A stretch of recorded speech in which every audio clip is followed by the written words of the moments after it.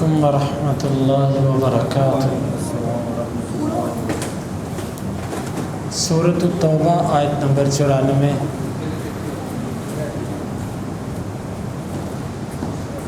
اعوذ باللہ السمیع العلیم من الشیطان الرجیم من ہمزہ ونفخہ ونفثہ۔ یعتذرون، وہ عذر پیش کریں گے، الیکم، آپ کی طرف، اذا، جب، رجعتم، آپ لوٹیں گے، الیہم، ان کی طرف۔ قل، آپ کہہ دیجئے، لا تعتذروا، نہ تم عذر پیش کرو، لن نؤمن، ہرگز نہیں ہم تصدیق کریں گے، لکم، تمہارے لیے، قد، یقیناً، نبأنا، خبر دے دی ہے ہم کو، اللہ نے، من اخبارکم، تمہاری خبروں سے، وسیر اللہ، اور ان قریب دیکھے گا اللہ، عملکم، تمہارے عمل کو، ورسولہ، اور اس کے رسول، ثم، پھر، تردون، تم لوٹائے جاؤ گے، الی، کی طرف، عالم الغیب، غیب کو جاننے والے، والشہادہ، اور حاضر کو، فینبئکم، پس وہ تمہیں خبر دے گا، بما، اس چیز کی، کنتم، جو تھے تم، تعملون، عمل کرتے۔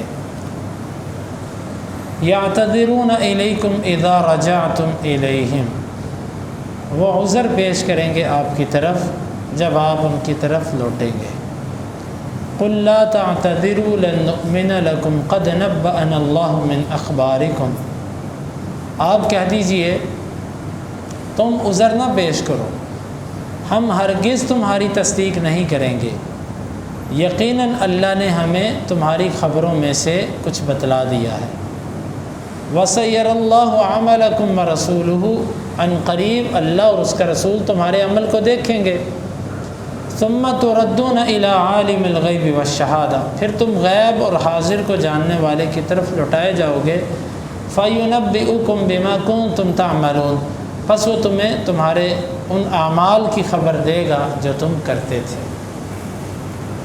اس آیت مبارکہ میں اللہ رب العالمین نے وہی غزوہ تبوک سے پیچھے رہنے والے منافقین کے بارے میں خبر دی کہ جب آپ واپس جائیں گے نا تو وہ آپ کے پاس عذر لے کر آئیں گے، طرح طرح کے عذر، کوئی معذرت کرے گا، کوئی عذر، یعنی کہ ان کے مختلف طریقے ہوں گے۔ تو آپ نے یہ کہہ دینا ہے کہ بھئی عذر نہ پیش کرو، یہاں پر آ کر کوئی معذرت نہ کرے میرے سے، کیوں؟ اللہ تعالیٰ نے مجھے تمہاری ساری خبر دے دی، تمہارے عذر جھوٹے ہیں، اور اگر تو مجھے خبر نہ ہوتی تو چلو میں تمہارے کسی عذر پر یقین کر لیتا، لیکن قد نبأنا اللہ من اخبارکم، اللہ نے مجھے تمہاری خبروں میں سے بعض کی خبر دے دی، یہ من تبعیض کا، کہ بعض کی خبر اللہ تعالیٰ نے مجھے دے دی ہے، لہٰذا ہم کبھی بھی تمہاری تصدیق نہیں کریں گے۔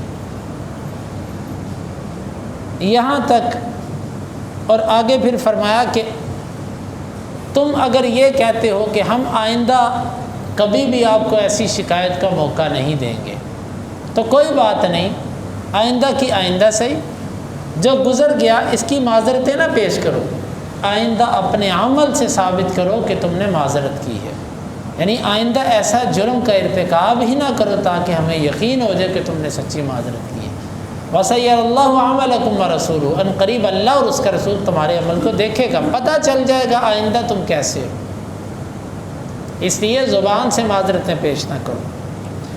پھر یہ تو دنیا ہے، اس کے بعد تم غیب اور حاضر کو جاننے والے کی طرف لوٹائے جاؤ گے، وہ تمہیں تمہارے اعمال کی خبر دے گا۔ اس آیت مبارکہ میں چند عقیدے کی اصلاحات ہیں۔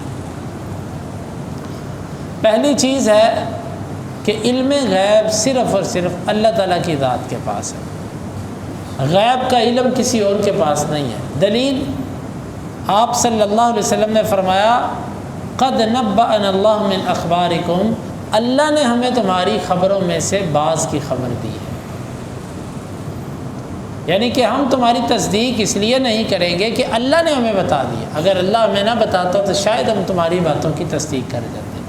معلوم ہوا کہ اللہ کے نبی صلی اللہ علیہ وسلم کے پاس علم غیب نہیں تھا، اور نہ یہ صحابہ کا عقیدہ تھا، اور اگر آپ کوئی ایسی بات کرتے تھے جس کا تعلق غیب سے ہوتا تھا تو آپ اس کی نسبت اللہ کی طرف کرتے تھے، جس طرح کہ یہاں پر فرمایا کہ اللہ نے ہمیں تمہاری خبروں کے بارے میں بتلا دیا، لہٰذا ہم تمہاری کسی قسم کی تصدیق نہیں کریں۔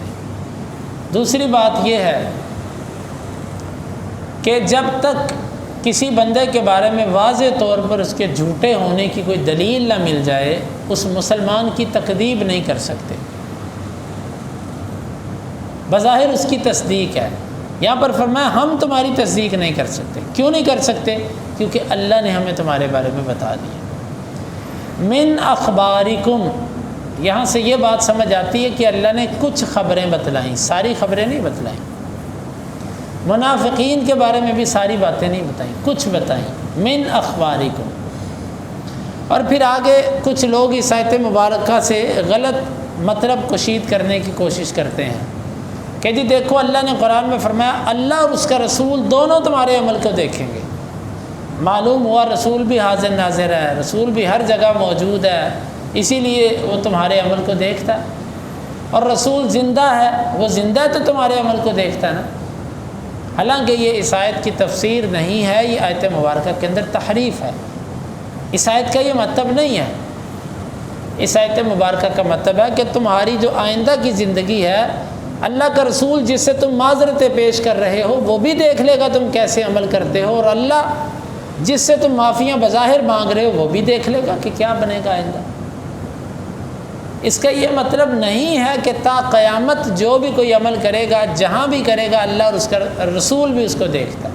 اللہ تو دیکھتا ہے لیکن رسول کے دیکھنا یہاں پر مراد نہیں، یہاں پر بلکہ مطلب صرف اتنا کہ آئندہ زندگی میں پتہ چل جائے گا، رسول بھی دیکھ لے گا جس سے تم معذرت پیش کرنے آئے ہو کہ تم کیسے ہو۔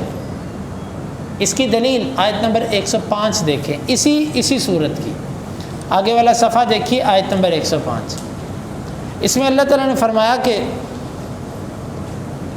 قُلِ اعْمَلُوا فَسَيَرَى اللَّهُ عَمَلَكُمْ وَرَسُولُهُ وَالْمُؤْمِنُونَ، اللہ اور اس کا رسول اور مومن یہ تمہارے عمل کو دیکھ لیں گے۔